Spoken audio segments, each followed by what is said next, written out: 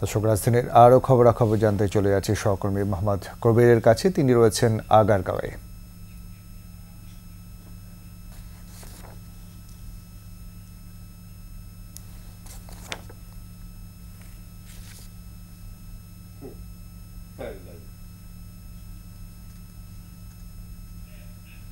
জানমাল ও মানুষের নিরাপত্তার স্বার্থে চতুর্থ দিনের মতো অব্যাহত রয়েছে কারফিউ।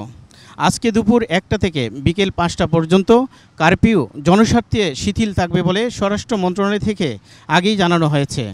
তাছাড়া আজকেও সাধারণ ছুটি ঘোষণা রয়েছে। আমরা নগরীর বিভিন্ন গুরুত্বপূর্ণ বেশ কয়েকটি পয়েন্টে ঘুরেছি।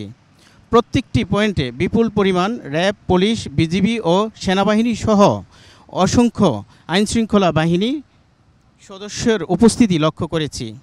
নগরের গুরুত্বপূর্ণ পয়েন্টের চেকপোস্টে তল্লাশির মধ্য দিয়েই সাধারণ মানুষদের পার হতে হচ্ছে।